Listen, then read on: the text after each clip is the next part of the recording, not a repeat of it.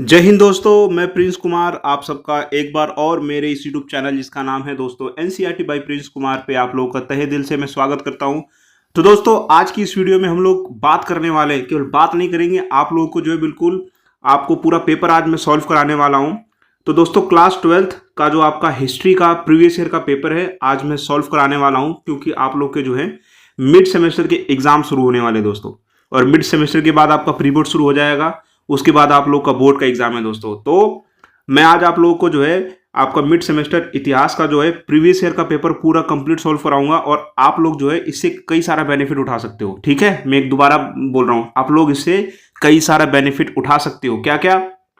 आप लोग का प्रैक्टिस हो जाएगा दोस्तों, उसके बाद में आप लोग को पता चल जाएगा कि भाई पेपर में किस तरह से सवाल पूछे जाते हैं। ठीक है, उसके बाद में आप लोगों को जो है पेपरों के अंदर यहाँ से भी सवाल पूछा जा सकता है दोस्तों। आप लोगों को पता चल जाएगा कि भाई कौन सा टॉपिक कितना इंपॉर्टेंट है, एमसीक्यूज किस तरह से पूछे जाएंगे, 3 नंबर के सवाल कैसे होंगे, 5 नंबर के सवाल कैसे होंगे, मैप का सवाल किस तरह से आएगा। तो आपके लिए वीडियो बहुत इंपॉर्टेंट रहने वाली है, और आप लोग इस वीडियो को पूरा आखिरी तक जरूर देखिएगा दोस्तों। आप लोग देखेंगे तो आप लोग जो है आउट ऑफ 195 मार्क्स भी स्कोर कर सकते हैं। ठीक है दोस्तों, तो आप लोगों को क्या करना है कि वीडियो को स्किप नहीं करना है, आखिरी तक देखना है, आप लोगों को पक्का बेनिफिट होने वाला दोस्तों। ठीक है, तो चलिए बिना किसी देरी के हम लोग शुरू करते हैं क्लास 12th हिस्ट्री का चैप्टर। आपका पूरा जो है प्रीवियस ईयर के पेपर का डिस्कशन करेंगे दोस्तों, किस तरह से आपका जो है आप 80 मार्क्स स्कोर कर सकते हो, क्योंकि 20 नंबर का आपका प्रैक्टिकल होता है। तो चलिए बिना किसी देरी के हम लोग शुरू करते हैं दोस्तों। तो आप लोग वीडियो को आखिरी तक जरूर देखिएगा। ठीक है, हाँ 3 घंटे का पेपर होता है आप लोगों का। तो देखिए कैसे कैसे सवाल इसके अंदर दे रखे हैं। पूरा पेपर को आपको जो है कितने खंडों में बांटा हुआ है भाई, 5 खंडों के अंदर बांटा हुआ है। तो खंड ए यानी सेक्शन ए के अंदर 1 से लेके 21 तक जो है आपका एक एक नंबर का सवाल है दोस्तों। एक एक नंबर वाले जो सवाल होते हैं बहुत इंपॉर्टेंट होते हैं दोस्तों। आप लोग को जो है 80 में से 80 अगर आपको लाने हैं, फिर 80 में से 75 लाने, तो आपको एक एक नंबर वाले सारे सवाल सही करने पड़ेंगे। उसके बाद में सेक्शन बी 22 से लेकर 27 जो आपका सवाल है, ये आपके कितने नंबर के होंगे दोस्तों? आपके 3-3 नंबर के होने वाले हैं। फिर उसके बाद में जो है 28 से लेकर 30 जो आपके 3 सवाल होंगे, कितने नंबर के होंगे दोस्तों? ये आपके 8-8 नंबर के होने वाले हैं दोस्तों। ठीक है, उसके बाद में आपका 31 से 33 ये क्या होंगे दोस्तों? आपको पैसेज पढ़ करके आपको प्रश्न उत्तर का सॉल्यूशन करना पड़ेगा, 4-4 नंबर के होंगे। उसके बाद में आखिरी में आता है आपका प्रश्न नंबर 34, ये 5 अंकों का होता है दोस्तों, मानचित्र वाला। इस तरह से जो है आपके पूरे पेपर को इन्होंने कितने खंडों के अंदर, कितने सेक्शन के अंदर, तो भैया 5 सेक्शन के अंदर डिवाइड कर रखा है। ठीक है, तो चलिए बिना किसी देरी के हम लोग इस वीडियो को शुरू करते हैं दोस्तों। आप लोग वीडियो को आखिरी तक जरूर देखिए दोस्तों, आप लोग को पूरा बेनिफिट होने वाला है। ठीक है, हम लोग यहाँ पर केवल पेपर डिस्कशन नहीं कर रहे हैं, मैं आप लोगों को कई सारी टेक्निक भी बताने वाला हूँ। ठीक है, तो चलिए बिना किसी देरी के शुरू करते हैं दोस्तों। तो हम लोगों को क्या करना है, पेपर मिलने के बाद हम लोग को देखना है कि भाई कौन से सेक्शन से कितने सवाल हैं, कितने कितने नंबर के हैं, है ना। अब इससे देखिए, अगर आप लोग को पता रहेगा कि भैया 3 नंबर के सवाल ये है, तो आप लोग उस पर जो है 5 पॉइंट 6 पॉइंट लिख दोगे। नहीं तो कई बच्चे क्या होते हैं कि बस ये भी नहीं देखते कि भाई कितने नंबर का सवाल है, उस पर जो है पूरा भर भर के लिख देते हैं और अपना सारा टाइम वेस्ट कर देते हैं। तो आपको ऐसा नहीं करना है। तो चलिए शुरू करते हैं। तो सबसे पहले हम लोग शुरू करेंगे सेक्शन ए, खंड ए, जो 21 से लेकर के जो आपका 1 से लेकर 21 तक जो है आपके एक एक नंबर के सवाल है। तो देखिए पहला सवाल क्या बात कर रहा है दोस्तों? पहला सवाल ही आप लोगों को जो हड़प्पा संस्कृति से पूछ लिया है। तो क्या बोल रहा है? 1 नंबर पे सवाल है कि भाई हड़प्पा संस्कृति का प्राचीन पुरास्थल, ठीक है, प्राचीन जो उसका एक स्थल था राखीगढ़ी, ये भारत के कौन से राज्य के अंदर पाया जाता है? ठीक है, तो आपको बताना है भाई हड़प्पा संस्कृति हम लोग को पता है भैया कि जिसको सिंधु घाटी सभ्यता भी बोला जाता है। ठीक है, सिंधु नदी के किनारे तो इसके कई सारे क्षेत्र थे, जैसे मोहनजोदड़ो पाकिस्तान के अंदर है, हड़प्पा भी पाकिस्तान के अंदर है, लेकिन भारत के अंदर कई सारे जगह है, राखीगढ़ी, धोलावीरा, कालीबंगा, है ना। तो बताने की भी राखीगढ़ी जो क्षेत्र है वो भारत के कौन से राज्य के अंदर पाया जाता है, वर्तमान में कहाँ पर है? तो इसका राइट आंसर क्या हो जाएगा दोस्तों? इसका राइट आंसर आपका हो जाएगा दोस्तों हरियाणा। इसका राइट आंसर क्या है दोस्तों? हरियाणा। जो राखीगढ़ी है वो कहाँ पर पाया जा रहा है दोस्तों? राखीगढ़ी आपका हरियाणा के अंदर स्थित है, पुरास्थल है। ठीक है, जो हड़प्पा का संस्कृति को दिखाता है। उसके बाद में नेक्स्ट सवाल आपसे क्या पूछ रहा है दोस्तों कि भाई निम्नलिखित में से the story of Indian archaeology, भाई पुस्तकें बहुत सारी पूछता है, क्योंकि हम लोग को पता है, हम लोगों ने एक चैप्टर पढ़ा इतिहास के अंदर यात्रियों के नजरिए। ठीक है, तो कई सारे यात्री, कई सारे इतिहासकार भारत के अंदर आए थे और उन्होंने क्या लिखा था दोस्तों? किताब लिखी थी। तो बताना है पुस्तक का नाम क्या है दोस्तों? The story of Indian archaeology. ये किसने लिखी थी दोस्तों पुस्तक? तो इसके बारे में बताना है भाई, the story of Indian archaeology किसने लिखी थी? क्या doctor D R Sahni ji ने लिखी थी, बीबी लाल जी ने लिखी थी, या एस एन रॉय ने लिखी थी, या फिर आर डी बनर्जी? तो इसका राइट आंसर क्या हो जाएगा दोस्तों? तो इसका राइट आंसर है आपका एस एन रॉय जी ने लिखी थी। ठीक है, तो एस एन रॉय जी की किताब का नाम क्या है? The story of Indian archaeology. अब इससे क्या पता चलता है? इससे पता चलता है कि भाई पुस्तकों पर सवाल पूछ रहे हैं। अब जरूरी नहीं कि यही सवाल आपसे दोबारा पूछा जाएगा, हो सकता है कि भैया डी.आर. साहनी जी की जो पुस्तक उसके बारे में पूछ ले, बीबी लाल जी की पुस्तक उसके बारे में पूछ ले, आर.डी. बनर्जी की पुस्तक उसके बारे में पूछ ले। तो आप लोग को इस तरह से डील करना। मैं आप लोग को इस पेपर में यही चीज़ सिखाने वाला हूँ कि भाई जरूरी नहीं कि आपसे यही सेम सवाल जो है आपसे पेपर में रिपीट कर दे, बहुत बहुत रेयर इन द रेयरेस्ट होता है। लेकिन जो ऑप्शन हैं उनको तो हम तैयार कर सकते हैं ना, क्या पता उनसे तो फ्यूचर के अंदर सवाल पूछ सकते हैं, आपके बोर्ड में पूछ सकते हैं, है ना। क्योंकि ये आप एस.एन. राव जी की किताब तो पूछेगा नहीं हो, लेकिन जो ऑप्शन के अंदर दे रखा है डी.आर. साहनी जी की कोई किताब होगी उसके बारे में पूछ देगा, बीबी लाल जी की कोई किताब होगी उसके बारे में पूछ देगा, आर.डी. बनर्जी की कोई पुस्तक होगी उसके बारे में भी तो पूछा जा सकता है। तो इसे बोलते हैं स्मार्ट स्टडी। ठीक है दोस्तों, तो यही फायदा होता है पेपर डिस्कस करने का। प्रश्न नंबर 3 की बात करते हैं दोस्तों। ये देखिए इंग्लिश में भी पेपर है, आप लोग देख सकते हैं। ठीक है, हाँ। प्रश्न नंबर 3 क्या बोल रहा है दोस्तों? प्रश्न नंबर 3 स्तूप के बारे में बात कर रहा है दोस्तों। विचारक विश्वास इमारतें वाले चैप्टर से सवाल पूछा गया। तो क्या बोल रहा है भैया कि निम्नलिखित में से कौन सी स्तूप संरचनात्मक विशेषता नहीं है, यानी कि स्तूप की कौन सी जो है संरचना नहीं है। ठीक है, तो हम लोगों ने पढ़ा है कि भैया स्तूप जो होता है गौतम बुद्धा जी के जितने भी अवशेष वगैरह थे तो उनको वहां पर दबा करके जो है एक संरचना बना दी गई जिसके अंदर हर्मिका होता है दोस्तों। ठीक है, तोरण द्वार होता है दोस्तों। ठीक है, अंडाकार होता है। तो इसमें से बताने कि निम्नलिखित में से कौन सा वो शब्द नहीं है जो स्तूप से जुड़ा हुआ नहीं है। तो इसका राइट आंसर क्या हो जाएगा दोस्तों? हम लोगों ने गर्भगृह की बात ही नहीं की। गर्भगृह तो स्तूप के अंदर होता है, नहीं तो मंदिर के अंदर होता है। ठीक है, तो इसका राइट आंसर क्या हो जाएगा दोस्तों? तो इसका गर्भगृह हो जाएगा। गर्भगृह मंदिरों से जुड़ा हुआ है। ठीक है, और स्तूप जो होता है वो बौद्ध धर्म है। बौद्ध धर्म के अंदर मंदिर नहीं स्तूप होते हैं। तो क्या क्या चीज होता है दोस्तों स्तूप के अंदर? तो तोरण द्वार होता है, हम लोगों ने बात किया था। जहां से आप एंट्री करते हो उसको तोरण द्वार बोलते हैं। छतरी होती है दोस्तों, हर्मिका होती है दोस्तों। तो ये तीनों चीजें जो है आपकी स्तूप से जुड़ी हुई है, लेकिन जो गर्भगृह है वो इससे जुड़ा हुआ नहीं है। ठीक है, तो इसका राइट आंसर हो जाएगा दोस्तों ऑप्शन नंबर सी। अगला प्रश्न नंबर 4 किसके बारे में बात कर रहा है दोस्तों? ये देखिए, ये किससे आ गया दोस्तों? ये आपका बंधुत्व चैप्टर से आ गया, महाभारत के अंदर आ गया। ठीक है, महाभारत वाले चैप्टर से सवाल पूछा गया। क्या बोल रहा है भैया? निम्नलिखित जानकारी की सहायता से महाभारत के इस चरित्र की पहचान करनी है। मतलब ये 3 हमको जानकारी दे रखी है और उससे बताना कि कैरेक्टर किसके बारे में बात करता है। ठीक है, तो देखिए क्या बोल रहा है कि भाई उसका संबंध राक्षस समुदाय से था। भाई राक्षस समुदाय से था। ठीक है भैया, उसका विवाह भीम से हुआ था। अब हम लोग को थोड़ा सा ये आइडिया होगा कि भाई भीम से किसका विवाह था? हिडिंबा से विवाह हुआ था। वह घटोत्कच की माता थी। तो घटोत्कच की माता कौन थी भैया? हिडिंबा। ठीक है, तो इसका राइट आंसर क्या हो जाएगा दोस्तों? हिडिंबा हो जाएगा। ठीक है, हाँ। तो इस तरह से जो आप लोग को ऑप्शंस को देखिए कितने आसानी से हम लोग कर पा रहे हैं दोस्तों ना। तो आप लोग प्रैक्टिस करोगे तो आपको कई सारी चीजें क्लियर हो जाएंगी। ठीक है, अगली बारी में आप लोगों से जो है ऑप्शन में पूछ लेगा, सुभद्रा के बारे में 3 जो है जानकारी दे देगा और बोलेगा कि भाई बताइए निम्नलिखित में से कौन सी विशेषता किसको, द्रौपदी के बारे में पूछ देगा, है ना। तो इस तरह से आप लोगों को डिस्कस करना है। आगे बात करते हैं प्रश्न नंबर 5 की। निम्नलिखित में से किस शासक ने भैया सुदर्शन झील का निर्माण कराया था? अब ये सवाल तो कितनी बार आप लोग को एनसीईआरटी में बताया जाता है, आपको टीचर बताते हैं कि भाई सुदर्शन झील हमेशा पूछा जाता है। तो सुदर्शन झील की निर्माण किसने कराया था भैया? रुद्रदमन जी ने कराया था। किसने कराया था दोस्तों? रुद्रदमन जी ने कराया था। सुदर्शन झील कहाँ पर दोस्तों? गुजरात के अंदर ये सुदर्शन झील पाई जाती है। ठीक है, हाँ। तो इसका निर्माण किसने कराया था? रुद्रदमन जी ने कराया था। तो इसका राइट आंसर रुद्रदमन। अगला प्रश्न नंबर 6, 5वीं शताब्दी का देवगढ़ मंदिर भारत के किस राज्य में स्थित है?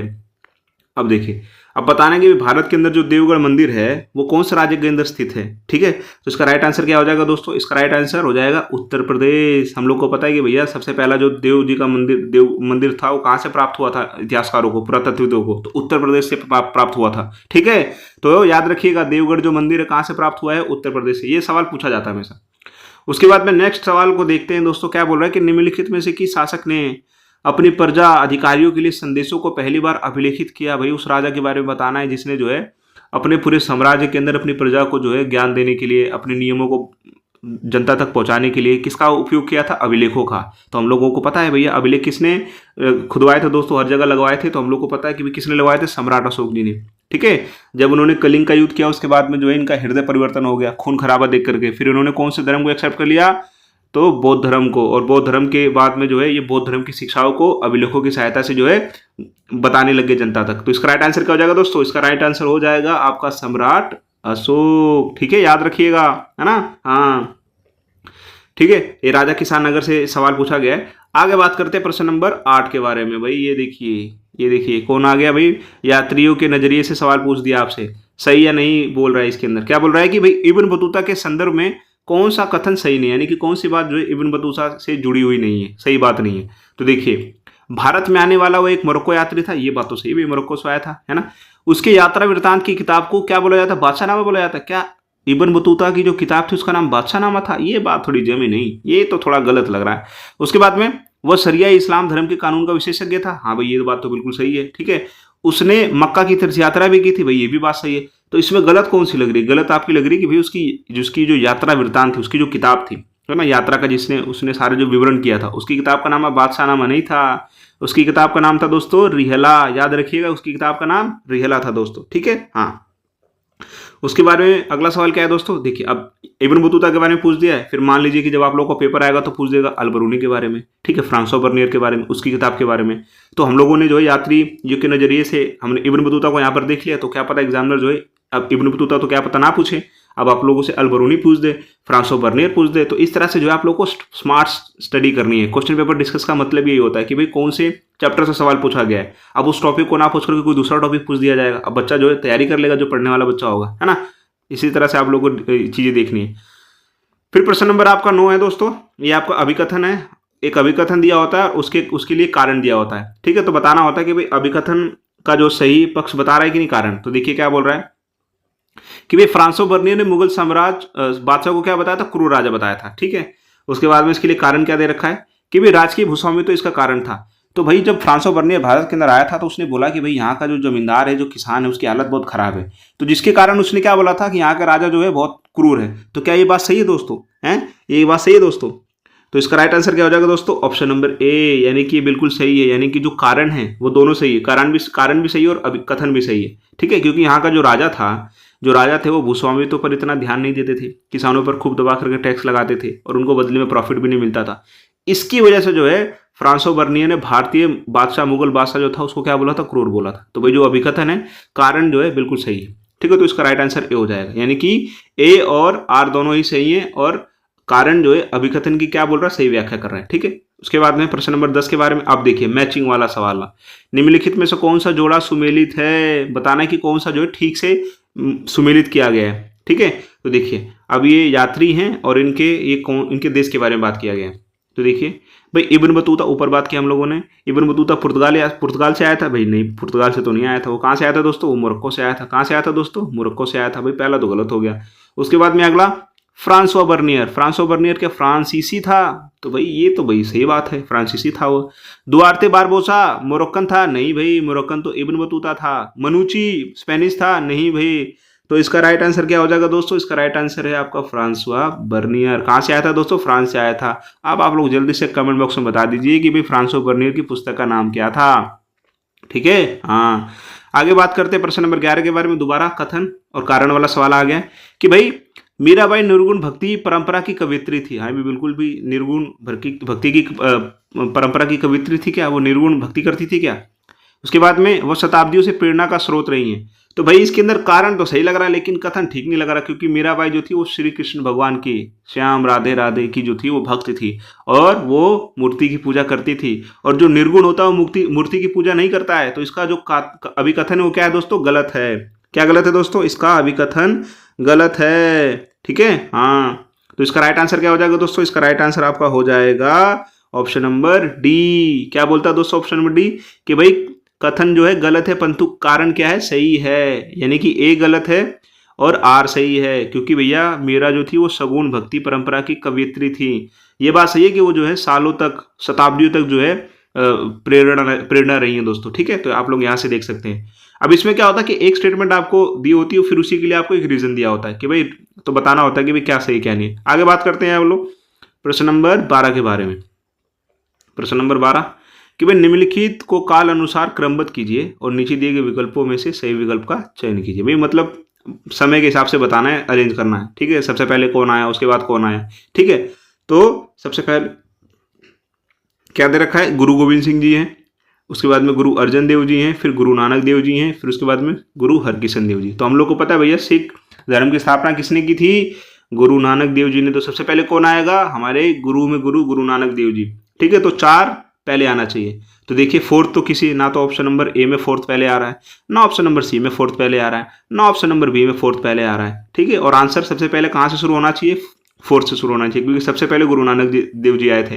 तो देखिए ऑप्शन नंबर डी के अंदर केवल जो है आपको दिख रहा है फोर्थ। तो इसका राइट आंसर क्या हो जाएगा दोस्तों, ऑप्शन नंबर डी हो जाएगा, ठीक है। राइट आंसर क्या हो जाएगा दोस्तों, इसको इस तरह से भी आप लोग कर सकते हो। देखो कितना आसान था, एलिमिनेशन मेथड से आप लोगों ने इसको जो है अलग कर दिया, ठीक है।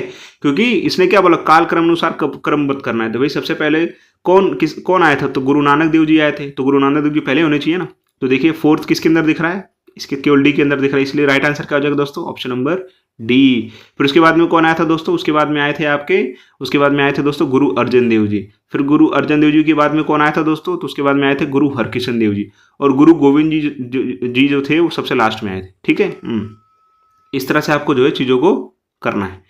अब हम बात करेंगे प्रश्न नंबर 13 के बारे में दोस्तों। निम्नलिखित जानकारी की सहायता से विजयनगर वंश की पहचान कीजिए। अब देखिए विजयनगर साम्राज्य है ना, हरिहर बुक्का, तुंगभद्रा कृष्णा नदी, ठीक है, कृष्णदेवराय बर्मन। तो विजयनगर साम्राज्य से पूछा है दोस्तों, एक साम्राज्य की राजधानी विजयनगर चैप्टर से पूछा है सवाल। तो क्या बोल रहा है भैया, एक देखिए 3 स्टेटमेंट दे दिए कि भाई हरिहर और बुक्का इसी वंश के थे। भाई सही बात है। इन्होंने हिरिया नहर का निर्माण कराया था, या फिर यह विजयनगर साम्राज्य का सबसे पहला वंश था। भाई क्या बताना, ये निम्नलिखित में से किसके बारे में बात चल रही है, तो इसके बारे में किसके बारे में बात चल रही है दोस्तों, तो इसका राइट आंसर हो जाएगा संगम। क्या है दोस्तों, संगम। संगम जो है, संगम बहुत बड़ा जो है एक साम्राज्य था दोस्तों, इसमें कई सारे राजा अलग अलग थे। तो ये तीनों जो बातें हैं किसके बारे में सच है, संगम के बारे में। ठीक है, हाँ याद रखिएगा आपको। ये सुलू है, सुलू वंश आए थे दक्षिण भारत के अंदर, अराविडू आए थे, तुलु थे। ये तीनों जो थे वंश जो थे किसके अंदर आते हैं दोस्तों, संगम के अंदर आते हैं। ठीक है, संगम। उसके बाद में बात करेंगे प्रश्न नंबर 14 के बारे में दोस्तों। प्रश्न नंबर 14 क्या बोलता है कि अकबर के शासनकाल में जमीन को 4 भागों में बांटा गया। निम्नलिखित 4 वर्गों में से कौन सा सबसे अच्छा माना जाता था। भाई जमीन को जो था अकबर के शासनकाल में 4 भागों में बांटा गया था, है ना। तो बताना निम्नलिखित में से कौन सा जो भाग था सबसे अच्छा माना जाता है, सबसे अच्छी मिट्टी थी जिसके अंदर। तो इसका राइट आंसर क्या हो जाएगा दोस्तों, पोलज।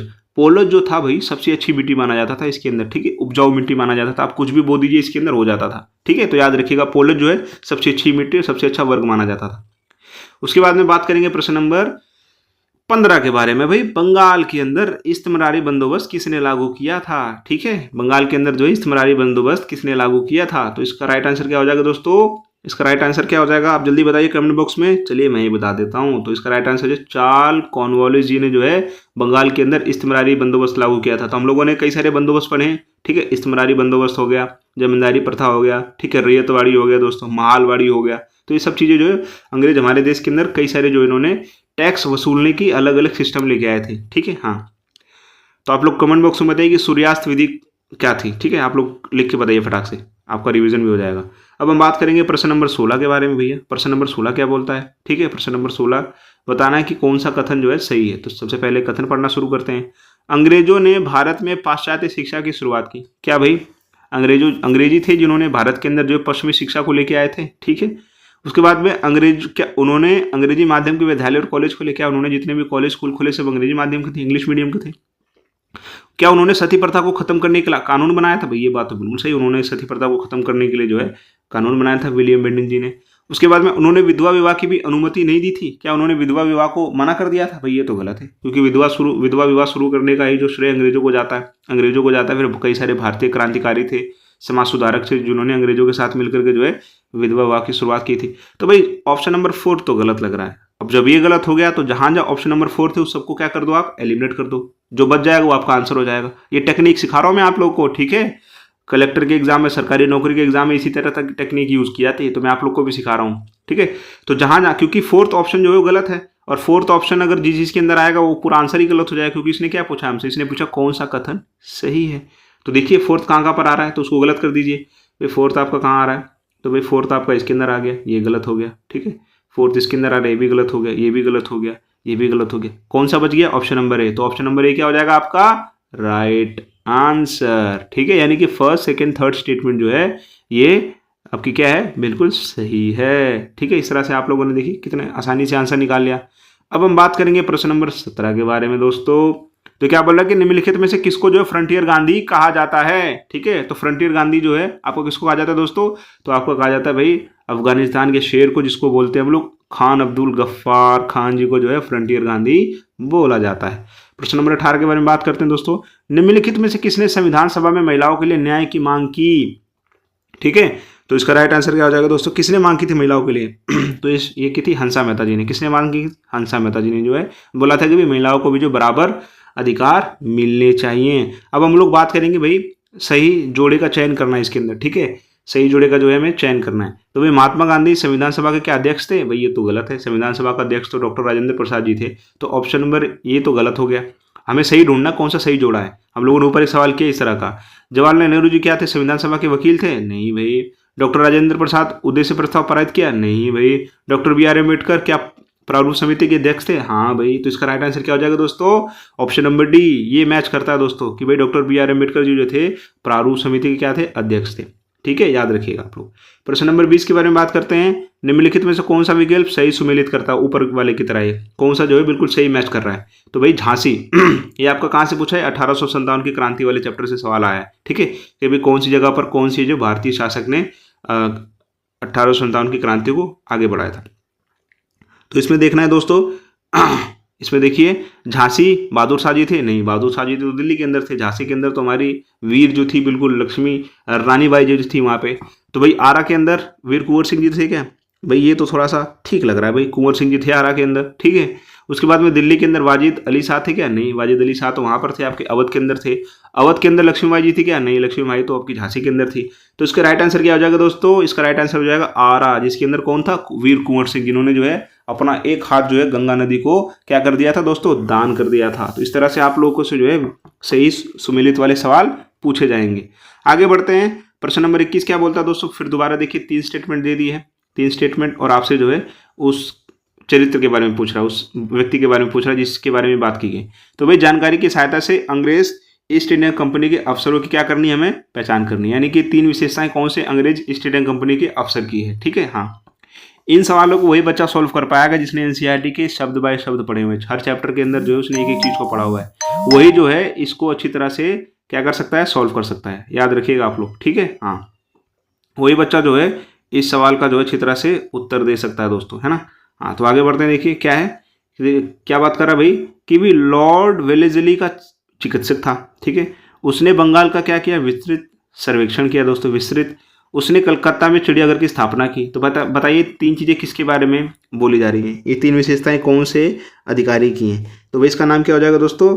Francis Buchanan. ठीक है, हाँ, कलकत्ता के अंदर जो चिड़ियाघर है ना, फ्रांसिस बुकानन ने इसकी खोज की थी या स्थापना की थी। तो इस तरह से जो है आप लोग को डील करना है एमसीक्यू से। तो ये आपका जो हो गया 1 से लेकर के 21 तक option A, sorry section A खंड क के जितने भी एमसीक्यूज थे हम लोगों ने डील कर लिए एक तरह से, पूरे चैप्टर भी रिवाइज कर लिया। अब हम बात करेंगे दोस्तों खंड ख के बारे में। इसके अंदर है लघु उत्तरीय प्रकार के प्रश्न। ठीक है, इसको जो है आप लोग को सॉल्व करना है। 3-3 नंबर के हैं। ठीक है, हाँ, याद रखिएगा। कितने नंबर के हैं दोस्तों? 3 नंबर के।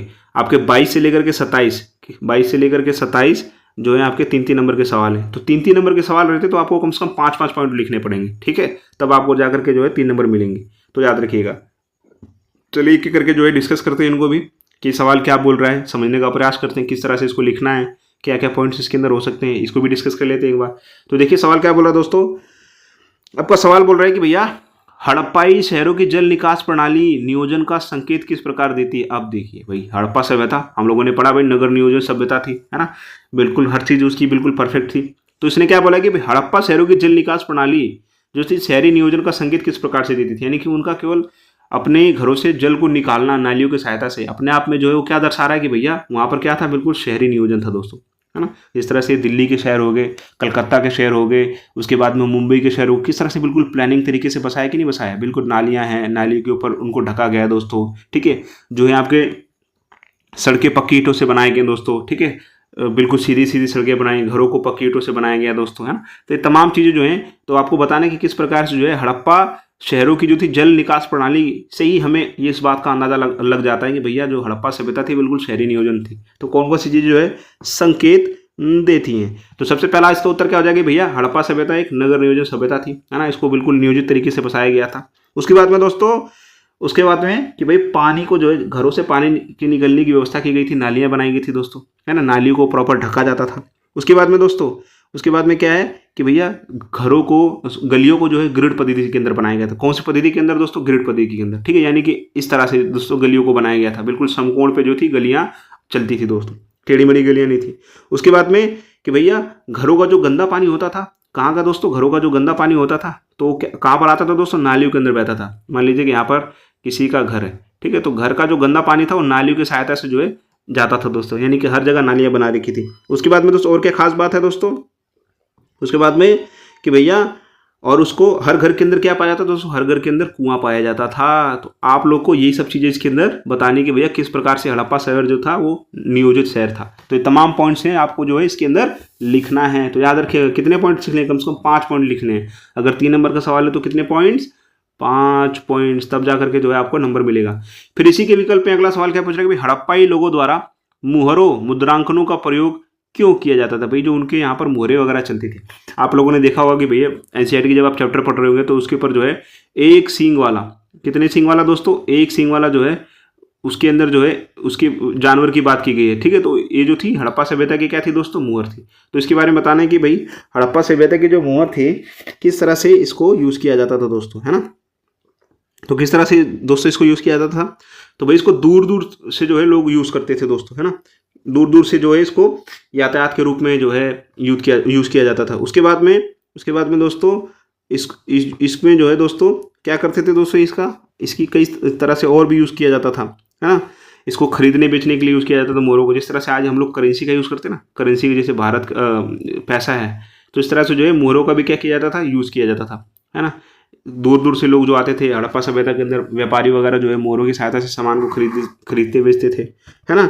इस तरह से जो इस चैप्टर के अंदर आपको बताना है कि भाई मोहरों मुद्रांकनों का प्रयोग किस तरह से किया जाता था। अगला प्रश्न आपसे क्या बोल रहा है दोस्तों, अगला प्रश्न आपसे बोल रहा है कि महाभारत किस प्रकार एक गतिशील ग्रंथ है। तो अब मैंने आप लोग को इस चैप्टर के बारे, जब चैप्टर आपको डिस्कस करा रहा था, है ना, बंधुत्व जाति तथा वर्ग वाले चैप्टर के अंदर, तो मैंने आप लोगों को बताया था कि महाभारत एक गतिशील ग्रंथ है। गतिशील का मतलब क्या होता है कि भैया जो हर समय के अंदर, हर युग के अंदर, हर समय के अंदर क्या हो दोस्तों, रेलेवेंट हो। रेलेवेंट का मतलब जिसकी इंपॉर्टेंस बनी रहे, है ना। जिस तरह से वाटर की इंपॉर्टेंस हर जगह है, हर कोई करता है वाटर की इंपॉर्टेंस, उसकी ज़रूरत को सब समझते हैं। इसी तरह से महाभारत एक किताब है, इसकी ज़रूरत हर समय, आज से 100 साल पहले भी थी, आज से 100 साल बाद भी रहेगी। तो इसी के अंदर बताना है कि भाई उदाहरण देके बताना है तो क्या क्या कारण है जिसकी वजह से जो है ये बहुत ज़्यादा गतिशील यानी बहुत ज़्यादा इंपॉर्टेंट मानी जाती है। यहाँ पर जो गतिशील शब्द है इसका मतलब होता है इंपॉर्टेंट। क्या होता है दोस्तों, इंपॉर्टेंट या प्रासंगिक। तो भाई क्या क्या कारण है, सबसे पहला कारण तो भैया कि ये हर लैंग्वेज के अंदर उपलब्ध है, तो इसको हर कोई इसकी खास चीज़ों को पढ़ सकता है। ठीक है, हर लैंग्वेज के अंदर उपलब्ध है, हर कोई पढ़ सकता है इसके अंदर। और इसके अंदर कई सारी कहानियां हैं दोस्तों। क्या है दोस्तों, कहानियां हैं। वो तमाम कहानियां हैं जो आज से 100 साल पहले भी रेलेवेंट थी और आज भी रेलेवेंट है। इसके अंदर वो तमाम कहानियां हैं जिसकी चलते आज, जैसे कि उदाहरण के तौर पर महाभारत क्यों हुआ था दोस्तों, युद्ध के जमीन के लिए हुआ था दोस्तों। तो आज देखिए किस प्रकार से एक देश दूसरे देश के ऊपर जो जमीन के लिए आक्रमण कर रहा है। तो जो महाभारत की किताब है बिल्कुल रेलेवेंट हो जाती है। आज भी हमारे समाज के अंदर भाइयों के बीच में लड़ाई हो जाती है, तो महाभारत के अंदर भी यही कहानी थी। ठीक है, आज भी महाभारत के अंदर भी जो है महिलाओं को शोषण किया जाता था, आज भी देखिए महिलाओं को शोषण किया जा रहा है। तो तमाम चीज़ें, तमाम टॉपिक्स जो उस समय रेलेवेंट थे आज भी रेलेवेंट हैं। इसलिए जो है महाभारत को क्या बोला जाता है, गतिशील ग्रंथ। और क्या बात की गई दोस्तों, और इसके अंदर जो है कई सारी चीज़ों के बारे में बात की जो आज भी क्या है, बिल्कुल रेलेवेंट है। इसलिए जो है क्या बोलते हैं हम लोग, महाभारत एक क्या है दोस्तों, गतिशील ग्रंथ है। तो मैंने आप लोग को हिंट दे दिया, आप लोग को इस तरह से जो है सवाल को डील करना है। याद रखिएगा 3 नंबर का सवाल है तो एटलीस्ट 5 पॉइंट तो होने चाहिए। अगला सवाल क्या बोल रहा है, प्रश्न नंबर 24 कि भाई अलवार और नैनार परंपराओं में, ठीक है, मैंने आप लोग को पढ़ाया दोस्तों, अलवार भक्ति सूफी परंपरा वाले चैप्टर से सवाल पूछा गया। अलवार और नैनार परंपराओं में महिला भक्तों की भूमिका की व्याख्या कीजिए। ठीक है, तो हम लोगों ने उसके अंदर बात किया था, चिश्ती सिलसिला के बारे में बात किया था, कबीर जी के बारे में बात किया था, गुरु नानक जी के बारे में बात किया था। अलवार कौन होते हैं, जो विष्णु के भक्त होते हैं उन्हें अलवार बोला जाता है। नैनार कौन होते हैं, जो शिव के भक्त होते हैं उन्हें नैनार बोला जाता है। तो हम लोगों ने इसके अंदर बात की थी कि भाई कई सारी महिला भक्त भी तो थी, ठीक है, बाकी सारे तो पुरुष भक्त होते थे, लेकिन महिला भक्त भी थी। तो उनकी भूमिका के बारे में बताने के भाई महिला भक्त जो थी वो किस तरह से पूजा करती थी, किस तरह से उसने समाज का जो रूढ़िवादिता था उसको तोड़ा, महिला भक्त बन करके जो है और भी महिलाओं को जो उन्होंने प्रेरित किया दोस्तों। ठीक है, इसमें कई सारी आपको जो है महिलाओं के बारे में बात करना है। ठीक है, महिला भक्तों के बारे में बात करना है। तो आप लोग को सवाल को इस तरह से डील करना है। अगला प्रश्न नंबर देखिए, दोबारा इसी से पूछ दिया दोस्तों, इसी से भक्ति सूफी परंपरा से पूछ दिया है। अगला सवाल क्या है, प्रश्न नंबर 25 कि भाई मध्यकाल में चिश्तियों ने भारत की स्थानीय भाषाओं को किस प्रकार अपनाया, इसके बारे में बताना है। हम लोग को पता है भाई चिश्ती सिलसिला जो था किसने स्थापना की थी, तो भाई मोइनुद्दीन चिश्ती, जिसको हम लोग अजमेर शरीफ भी बोला जाता है। ठीक है, अजमेर के अंदर है।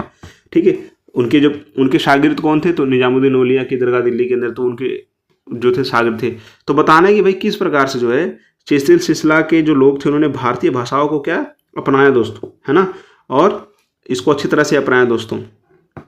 तो इसके अंदर बताना है दोस्तों कि भैया बाबा फरीद जो थी उन्होंने कई सारी भाषाओं, लोकल जो आपकी रीजनल लैंग्वेजेस वगैरह थी उनको जो उन्होंने बताया। ठीक है, उनकी जो बातें हैं उनको गुरु ग्रंथ साहिब जी के अंदर भाषा रखा गया है। ठीक है, उसके बारे में और क्या बात करनी है आपको कि और भी कई सारी आप बात कर सकते हो कि भैया किस प्रकार से जो है जो सिलसिला था उन्होंने अपनी यहाँ पर जब रहने लगे राजस्थान अजमेर के अंदर, तो यहाँ की भाषा को उन्होंने अपनाया दोस्तों। इस भाषा के अंदर बातचीत करते थे, अपने शागिर्दों से बातचीत इनकी चलती थी दोस्तों, जिसको वो क्या बोलते थे, हिंदवी बोलते थे। ठीक है, और क्या बात कर सकते हैं दोस्तों कि भैया जो बीजापुर कर्नाटका का जो एरिया है वहाँ पर कई सारी कहानियाँ वगैरह बनाई जाती थी दक्कनी भाषा के अंदर। तो ये आप लोगों को बताने कि जो बाहर से जो लोग आए थे वो जब भारत के अंदर बसे तो यहाँ की संस्कृति को उन्होंने जो बिल्कुल अच्छी तरह से अपनाया दोस्तों। भाषा से लेकर के खान पान से लेकर व्यवहार से लेकर सब कुछ उन्होंने यहाँ पर अपनाया। तो ये इसके अंदर बताने कि किस प्रकार से जो है भाषा को किस प्रकार से अपनाया गया था दोस्तों। तो आप उदाहरण दे सकते हैं, ठीक है, दक्कनी वाला उदाहरण दे सकते हैं, उसके बाद में बाबा फरीद वाला उदाहरण दे सकते हैं। ठीक है, आप फिर ये भी बता सकते हैं कि भैया किस प्रकार से निजामुद्दीन औलिया जी ने कई सारी जो है सूफी बातें की थी, वो भी रीजनल लैंग्वेज से रिलेटेड। तो इस तरह से आपको जो है डील करना है। फिर इसी के विकल्प में एक सवाल दे रखा है यात्रियों के नजरिए से कि भाई अल बरूनी का किताब उल हिंद विशिष्ट विशेषताओं की व्याख्या कीजिए। भाई अल बरूनी ने किताब लिखी थी किताब उल हिंद, ठीक है, अरबी भाषा के अंदर लिखी थी, तो बताना है कि भैया वो क्यों किताब के अंदर क्या खास बात थी। तो हम लोगों ने पढ़ा हुआ है भैया कि भैया किस प्रकार से जो उन्होंने किताब लिखी थी अरबी भाषा के अंदर लिखी थी, बिल्कुल सिंपल था।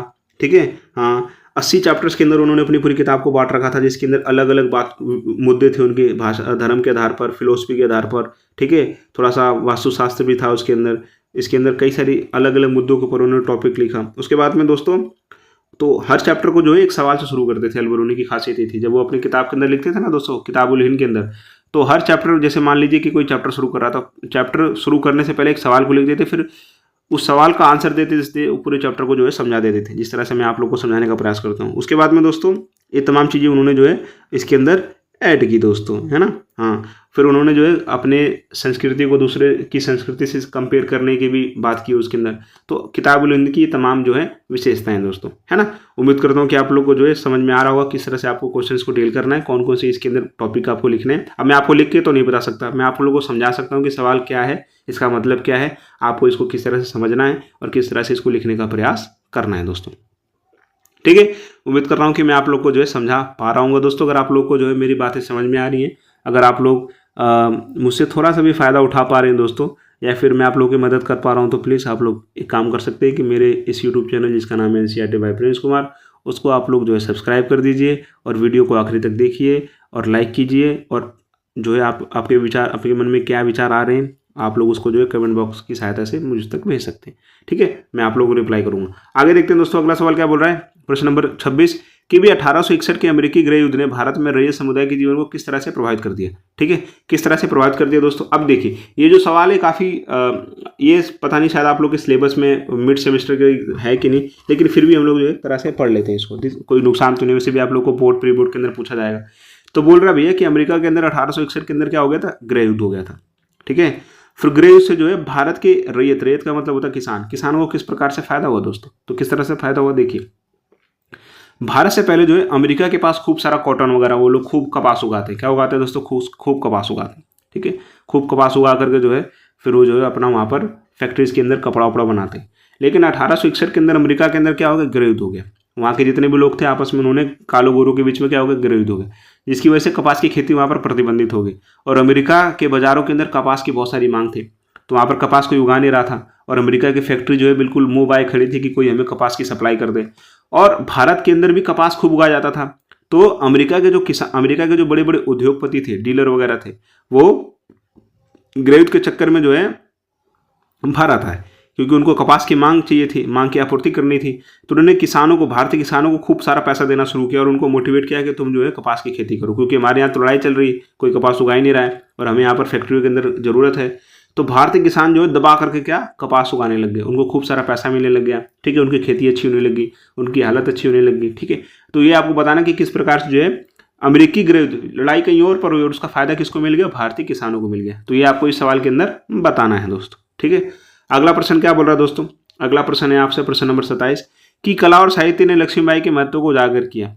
ठीक है, उपयुक्त उदाहरणों की सहायता से क्या करना है, हमें बताना है कि भाई कला और साहित्य ने जो है लक्ष्मीबाई की जो जरूरत है, जो उनकी जो भूमिका है, उसको किस प्रकार से जो है कला और साहित्य ने जो है उजागर किया है। तो हम लोग जो है देखते हैं दोस्तों, ठीक है। तो वही जो कला है, जो आपका साहित्य, हम लोग कई सारी किताबें पढ़ते हैं। हम लोग जब छोटे थे तो हम लोग लक्ष्मीबाई के बारे में कई सारी कविताएं पढ़ते थे, ठीक है। आजकल फिल्में वगैरह भी जो है लक्ष्मीबाई जी के ऊपर बन रही है। तो इससे क्या हो गया कि लक्ष्मीबाई को जो पहले कम लोग जानते थे, पूरी दुनिया जो है लक्ष्मीबाई जी की, उनकी जो वीरता है उसके बारे में जानता। तो किस प्रकार से पॉसिबल हो पाया भाई? कला के माध्यम से, फिल्मों के माध्यम से, साहित्य के माध्यम से, किताबों के माध्यम से क्या है पॉसिबल हो पाया। उसके बाद में दोस्तों इन्होंने किस तरह से जो है ब्रिटिशर से लड़ाई की, किस तरह से युद्ध किया और देश को जो है आज़ाद कराने में भूमिका निभाई, उसके बारे में जो है पूरी दुनिया जो है जान पाती है, ठीक है। किस प्रकार से एक महिला होने के नाते जो है उन्होंने हथियार चलाया, शासक बनी दोस्तों। तो ये कई सारी महिलाओं को क्या करता है, प्रेरित करता है दोस्तों, है ना। खूब लड़ी मर्दानी, वो तो झांसी वाली रानी थी, ठीक है।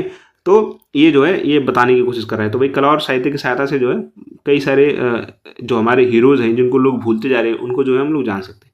तो इस सवाल के अंदर आपको जो है ये चीज़ें बतानी है दोस्तों। तो ये है जो आपका खंड जो है आपका खत्म हो गया दोस्तों, 3-3 नंबर वाले सवाल। अब आपके जो सवाल आएंगे दोस्तों 8 नंबर वाले। कितने नंबर वाले हैं? 8 नंबर वाले, ठीक है। इसके अंदर आपके 3 सवाल होंगे।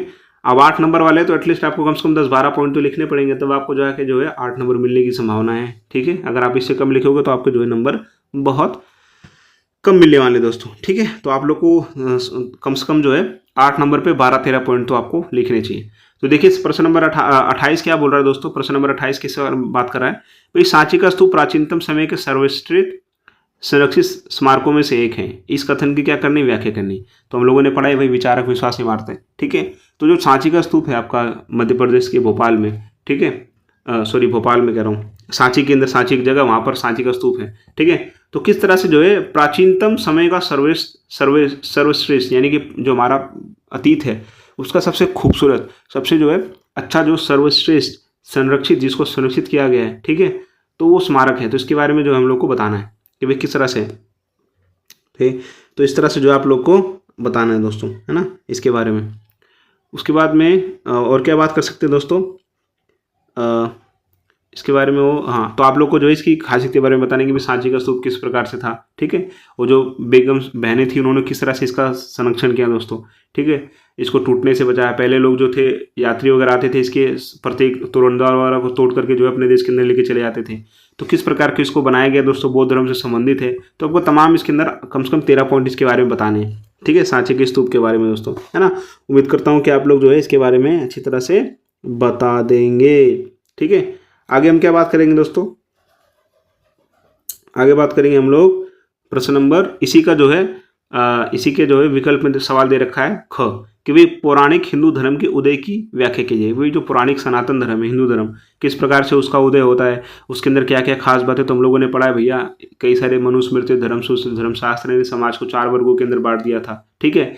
आपका ब्राह्मण, वैश्य, शूद्र, तो इसके बारे में बांट दिया था दोस्तों। फिर महिलाओं को अधिकार नहीं दिए गए थे। तो जो जो खास बात है, इसके अंदर देवी देवताओं की पूजा की जाती है, ठीक है। इस तरह से जो है पौराणिक हिंदू धर्म के बारे में आपको किस तरह से उसका उदय हुआ, इसके बारे में आपको जो है कम से कम 13 पॉइंट जो है अच्छी तरह से लिखने हैं दोस्तों, ठीक है। उम्मीद करता हूँ कि आप लोग जो है सवाल को समझ पा रहे होंगे और आप लोग जो है इसको अच्छी तरह से लिखने का प्रयास करेंगे दोस्तों, है ना। हाँ, उसके बारे में क्या बात करेंगे दोस्तों, इसके बारे में हम लोग, अगला सवाल है आपका प्रश्न नंबर 29। प्रश्न नंबर 29 देखिए, विजयनगर साम्राज्य की बात करेंगे भाई। विजयनगर साम्राज्य के चरमोत्कर्ष और पतन के कारणों की व्याख्या कीजिए। अब यहाँ पर 2 शब्द आए हैं, एक आया आपका चरमोत्कर्ष और एक आता पतन। तो चरमोत्कर्ष का मतलब होता है कि जब कोई चीज़ जो होती है बिल्कुल अपने आसमान पर होती है, बिल्कुल ऊंचाई पर होती है, यानी कि बिल्कुल बेहतर पोजीशन के अंदर होती है। और पतन का मतलब क्या होता है कि भाई जिसका जो है डाउनफॉल होने वाला है, जिसका जो है विखंडन होने वाला है, टूटने वाला है, ठीक है। तो ये बताने कि भाई विजयनगर साम्राज्य जब अपने बिल्कुल उदय पे था, बिल्कुल अपने बिल्कुल सफलता की ऊंचाई पर था, तो उसके पीछे क्या कारण थे और पतन के पीछे क्या कारण थे, है ना। तो इसके बारे में जो हम लोग को बात करना है दोस्तों।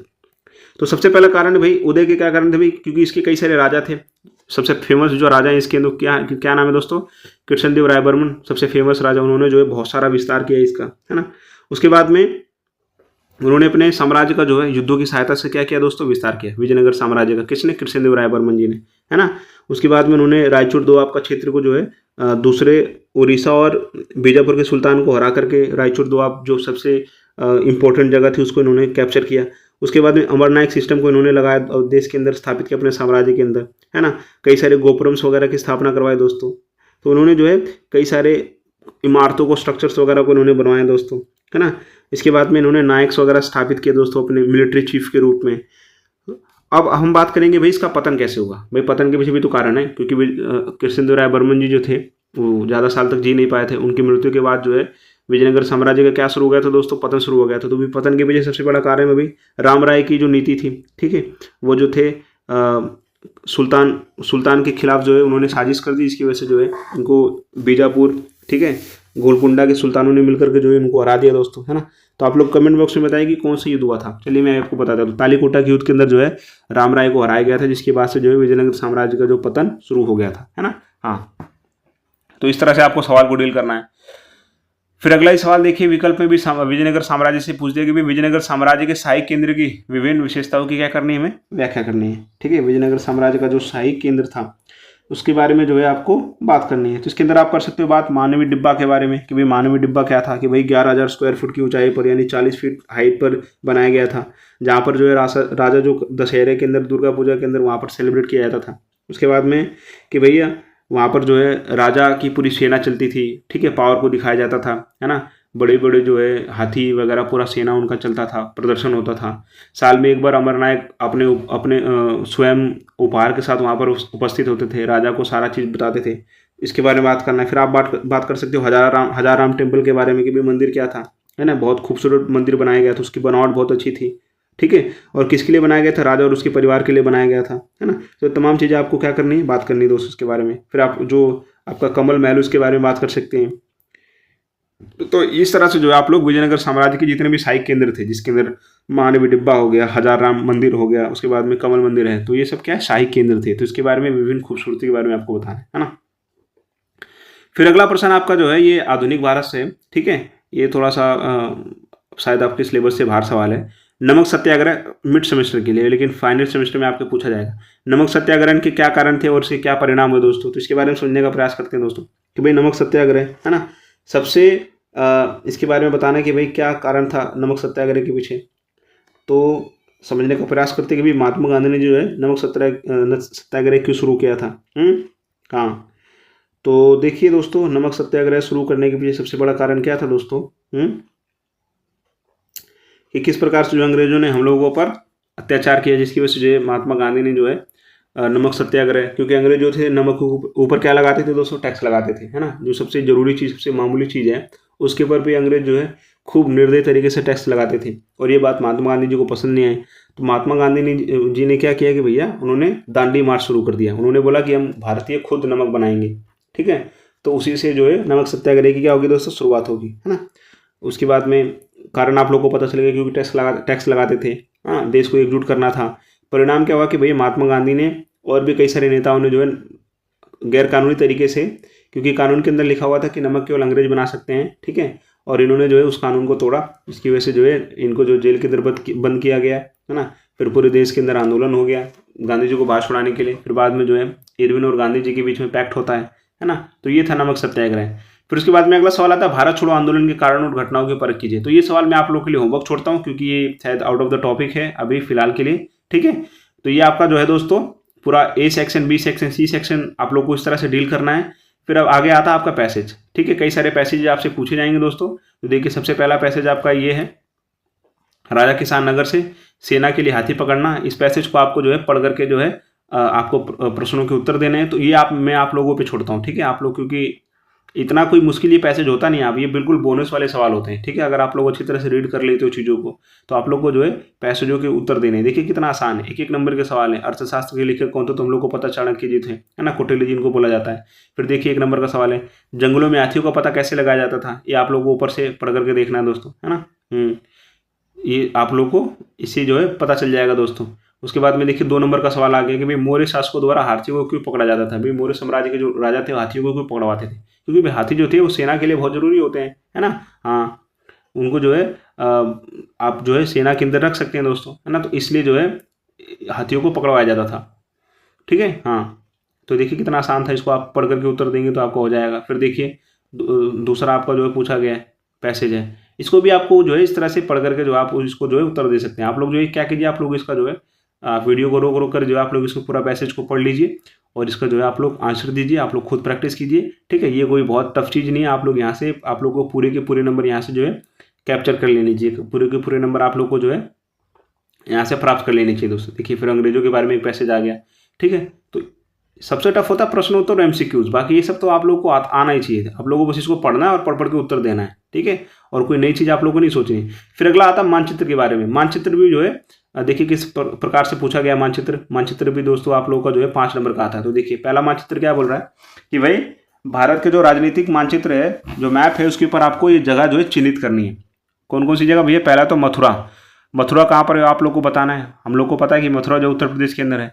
फिर दूसरा जो राजगीर, जिसको आज हम लोग पटना बोलते हैं, पाटलिपुत्र, वो बताना है दोस्तों, है ना। उसके बाद में प्रश्न नंबर 3 इसी का क्या बोल रहा है कि भाई चंद्रगिरी, या तो चंद्रगिरी बताइए। अरावडू वंश का जहाँ पर शासन था, तो दिल्ली बताइए। दिल्ली तो हर बच्चे को पता है दोस्तों, है ना। तो आपको जो इस तरह से जो है प्रश्न के उत्तर देने हैं। फिर अगला सवाल क्या पूछ रहा है मैप वाला कि भाई इस राजनीतिक रेखा मानचित्र पर 1857 के विद्रोह के 2 केंद्रों को ए और बी अंकित किए गए। बस आपको उनका नाम बता देना है, ठीक है। तो देखिए कितना आसान है। तो ये मैं आप लोगों को जो है होमवर्क छोड़ता हूँ। आप लोग मैप और पैसेज को स्वयं पढ़िए और उत्तर देने का प्रयास कीजिए। तो ये था दोस्तों हम लोगों का आपका प्री बोर्ड का question paper class 12th history का। इस तरह से आप लोग को जो है एमसीक्यूज लॉन्ग जो क्वेश्चन है उसको सॉल्व करना है। उम्मीद करता हूँ कि आप लोग को मजा आया होगा दोस्तों। तो वीडियो को आप लोग पूरा देखिए, और अगर आप लोग यहाँ तक आ चुके हैं तो प्लीज़ दोस्तों आप लोग मेरे इस यूट्यूब चैनल को सब्सक्राइब कर दीजिए और बने रहिए और भी आने वाली वीडियोज़ के लिए, क्योंकि मैं पॉलिटी भी पढ़ाऊँगा आपको। पॉलिटी की भी पेपर सॉल्व कराऊंगा, इकोनॉमिक्स की भी पेपर सॉल्व कराऊंगा, इंग्लिश की भी पेपर सॉल्व कराऊंगा, ज्योग्राफी के भी पेपर सॉल्व कराऊंगा। और मैं चाहता हूँ कि आप लोग अच्छी तरह से पढ़िए, अच्छे नंबर लेके आए दोस्तों। तो इसी के साथ आप लोगों से अलविदा लेना